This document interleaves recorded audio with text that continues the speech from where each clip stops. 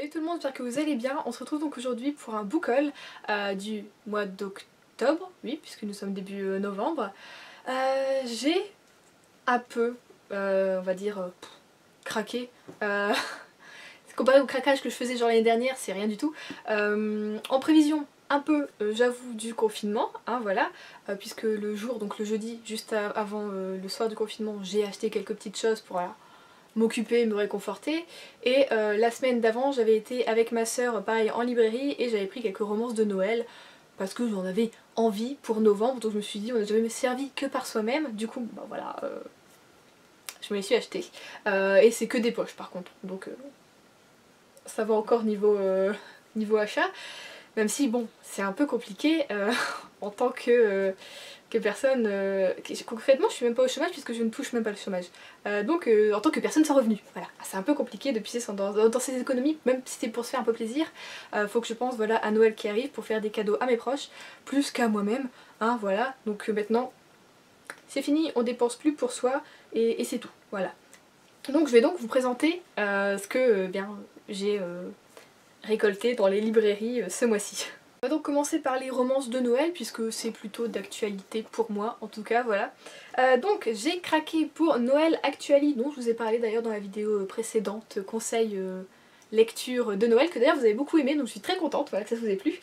Donc du collectif de la team Romcom, donc voilà, d'Isabelle Alexis, de Tony Béard, d'Adèle Bréau, de Sophie Henrionnet, de Marianne Lévy et de Marie Vareille. Voilà, on a toutes les girls réunies. Alors j'avais beaucoup aimé le premier tome, on m'a dit qu'entre deux il y en avait eu un autre après celui-ci, je pensais que non, et en fait si c'était Noël préjugé, si je me trompe pas, je crois que c'était ça. Donc j'ai oublié de l'acheter l'année dernière. Voilà, tout est de ma faute. Donc je vais essayer de me le procurer peut-être en occasion si je le trouve après le confinement. Puisque bon bah Vinted là c'est un peu en pause, voilà. Donc j'espère passer un aussi bon moment qu'avec le premier tome parce que j'avais beaucoup aimé. Sur les 6... c'est ça, elles sont 6 hein. Ouais, sur les 6 nouvelles, plus de la moitié voilà j'ai vraiment kiffé, j'avais adoré les personnages, l'ambiance et surtout bah, ce qui se passait quoi. Donc voilà, j'espère, je croise les doigts pour que ce soit aussi bien. Ensuite j'ai craqué pour La vie a plus d'imagination que nous de Clarisse Sabar. Donc là c'est toujours Charleston, j'avais pas dit mais le premier c'était également Charleston, voilà. Donc si je ne me trompe pas, c'est la suite de La vie a plus d'imagination que nous, que j'ai lu d'ailleurs du coup l'année dernière ou en début d'année, je sais plus. Pour le Cold Winter Challenge, j'ai bugué et que j'avais beaucoup aimé. Du coup je me suis dit on va se procurer la suite, si c'est bien ça. Oui, je crois que c'est ça. Je me souviens plus du tout du nom des personnages ou quoi que ce soit, peut-être c'est pas du tout la suite. Et je suis une vraie catastrophe, voilà. Mais c'est du Juliette, on n'est pas préparé, rien du tout, je suis spontanée, vous le savez. Donc voilà, la couverture est trop mignonne. C'était lequel du coup? Oui, c'était celui-ci. Est-ce que c'est vraiment ça du coup? Ah non, c'est La vie est plus belle... Ah non, La vie est belle et drôle à la fois. Le premier, est-ce que du coup c'est bien ça? Oui, c'est avec Léna, donc c'est bien ça. C'est la suite normalement, je me suis pas trompée. Qui était aussi très très jolie, donc les deux ensemble, c'est trop mignon. Bon, même si bon, on le voit pas tellement hein, de ce côté-là. Mais donc voilà, du coup j'ai acheté la suite, je suis contente. Hop là. Et du coup j'espère voilà, que ça va autant me plaire que le premier. Je crois que c'était avec celui-ci d'ailleurs que j'avais découvert du coup l'écriture de Clarisse Sabar. Et que voilà, j'avais embarqué dans la machine et que voilà, depuis je ne suis pas déçue. J'aime beaucoup, donc voilà, on croise les doigts. On arrête avec les suites pour prendre des nouveautés, enfin des nouveautés de l'année dernière, du coup des nouveautés poches. J'ai donc acheté Tu fais quoi pour Noël, je t'évite de Juliette Bont et c'est chez HarperCollins Poche, si je me trompe pas. Oui c'est ça. C'est donc la même autrice que mon ex, sa copine, mon faux mec et moi, que j'avais surkiffé, que j'ai lu il y a 2 ans, si je me trompe pas. J'avais adoré donc celui-ci. Pensez bien que j'ai également hyper hâte voilà, de retrouver l'écriture de l'autrice. J'espère que c'est encore un peu plus barré voilà, que celui-ci que j'avais trop aimé. Donc voilà, normalement là j'ai vraiment pris des bouquins qui devraient énormément me plaire. J'ai pas été trop vers l'inconnu on va dire, pour être sûre voilà, de bien voyager, bien accompagné quoi j'ai envie de dire. Donc voilà, j'ai trop hâte et le mot de ce book haul, mais comme toujours si on achète des livres c'est pour les lire et parce qu'on a très envie n'est-ce pas, donc voilà. Mais voilà, je suis super contente et je trouve que voilà la couverture est aussi super mignonne. Donc voilà, bon c'est dommage c'est que le dos on va dire des HarperCollins n'est jamais très incroyable. Mais bon, je trouve les petites flammes comme ça roses, je trouve ça quand même mignon. Donc voilà, très très beau, j'aime beaucoup. Là maintenant il faut que l'histoire nous plaise quoi. Oh mon dieu, je vais devoir commencer à écrire tout petit. Mes yeux vont être défoncés. C'est dur de se contorsionner quand on n'a pas fait de yoga depuis 3 jours. Donc on finit les lectures de Noël pour le moment, pour ma part.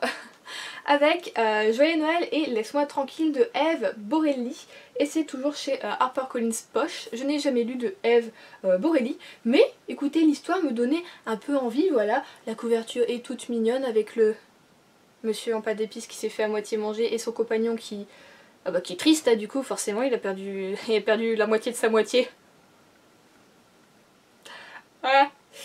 Du coup voilà, je me suis dit oh, on va laisser, on va essayer de tenter tout ça, ça m'a l'air pas mal, écoutez. Ça m'avait l'air un peu drôle, un peu loufoque, et la meuf s'appelle Pia Mia, donc juste ça, Pia Mia, juste ça quoi. Alors ça c'était quand j'ai été voilà, avec ma soeur pour acheter mes petites romances de Noël, et du coup le matin du confinement, je suis allée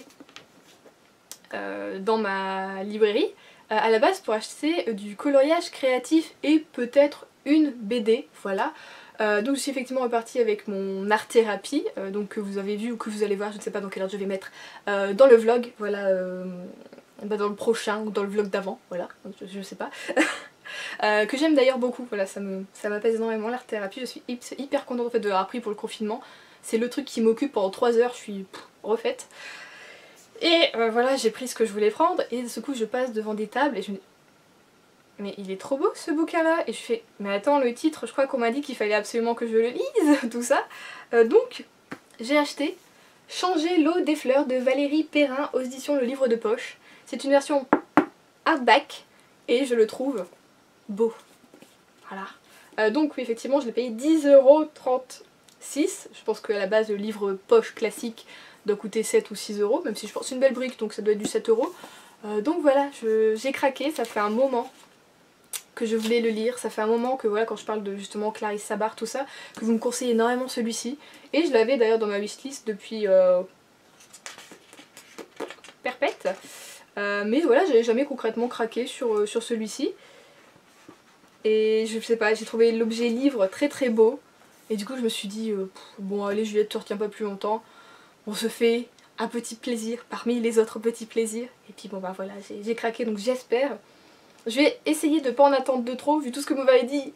Voilà, je vais essayer pour être sûre d'être conquise voilà, par toute l'histoire quoi. Donc je vous avais dit que j'y allais pour une BD et de l'art-thérapie. Bon, je suis partie avec quelque chose en plus également. Sauf que j'ai pas acheté qu'une BD, j'en ai acheté 3, voilà.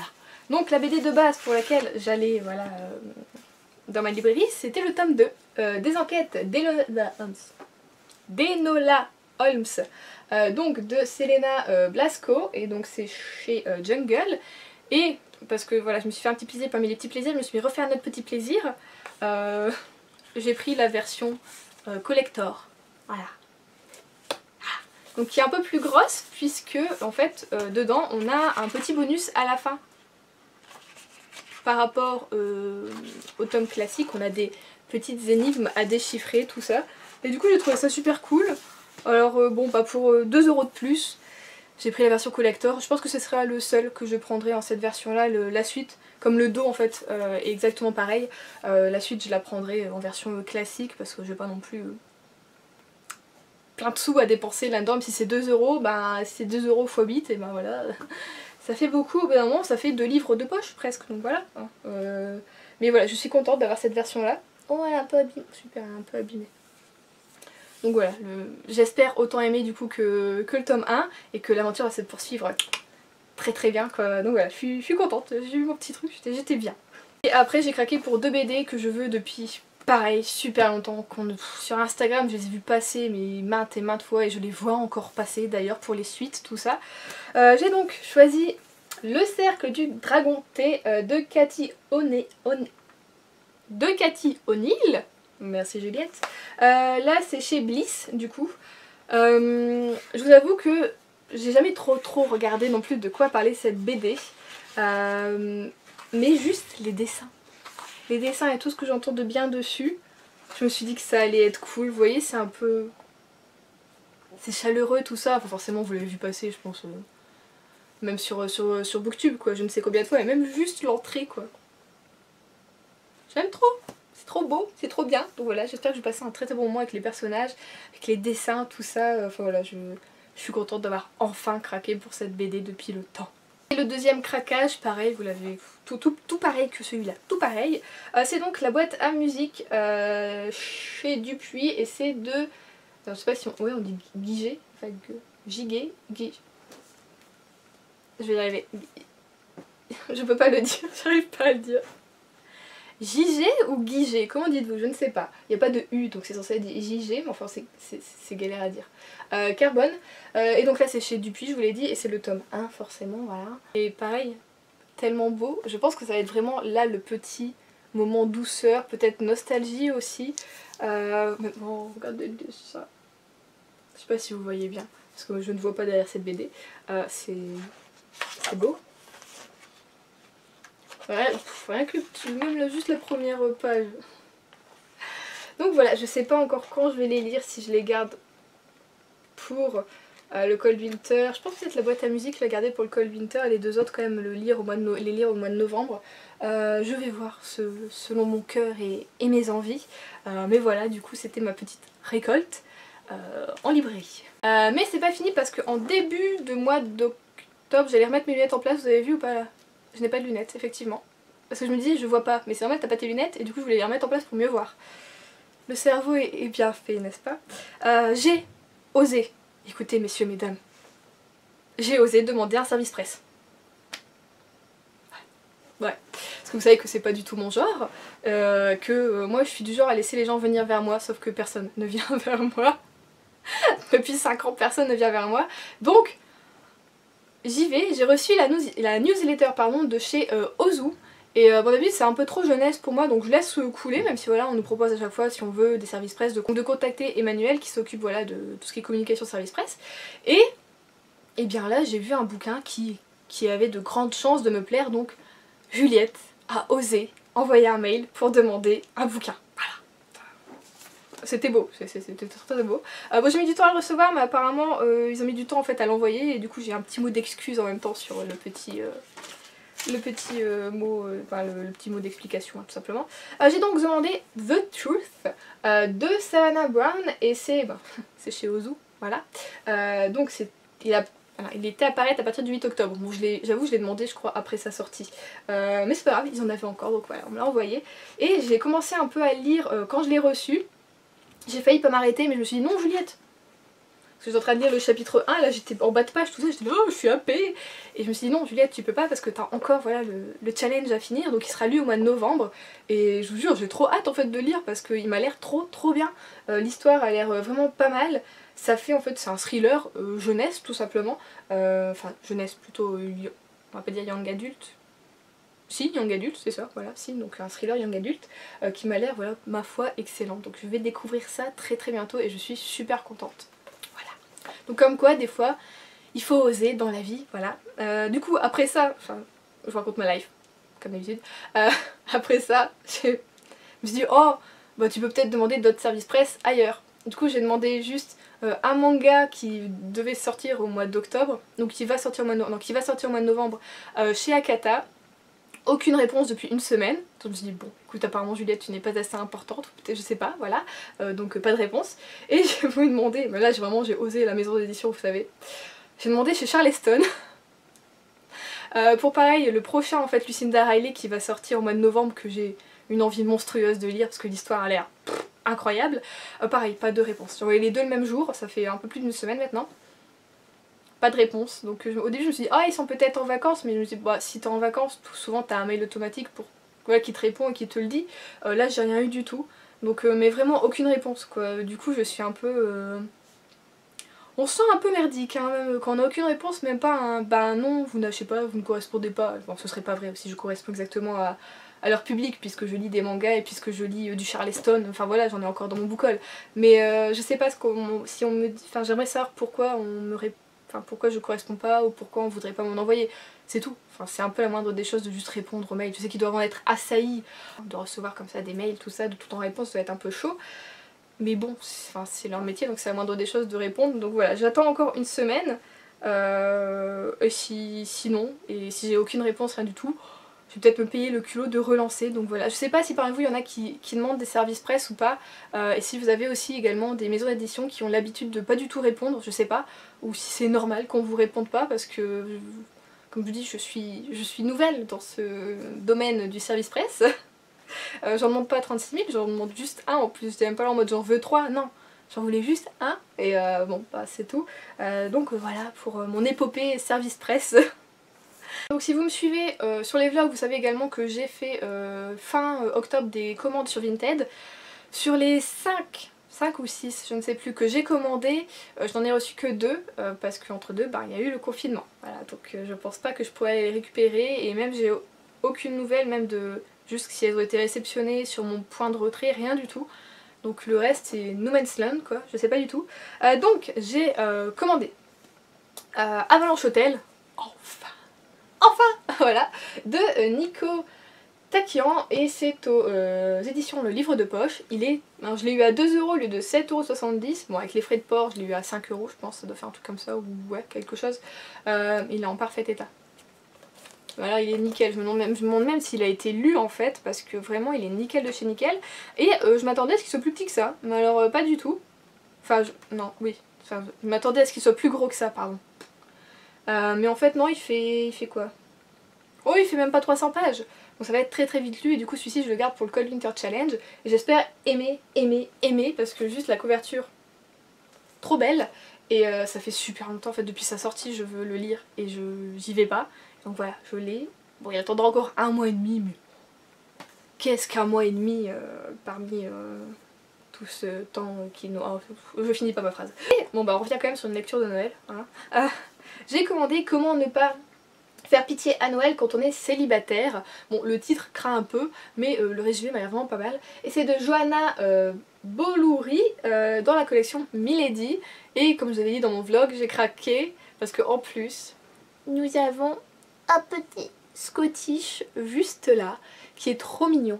Et comme je vous le disais dans mon vlog, le Scottish, et ben moi quand j'étais petite, j'ai eu un Scottish donc pendant 15 ans de ma vie, donc de mes 5 ans à mes 20 ans. J'ai eu un Scottish qui était formidable, qui était ma moitié. Et voilà, depuis j'aimerais avoir un chien, bon on est en appartement donc on peut pas.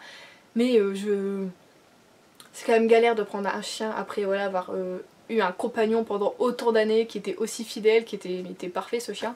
Donc voilà, outre ma vie personnelle, voilà, donc je pensais le prendre cette année mais en poche.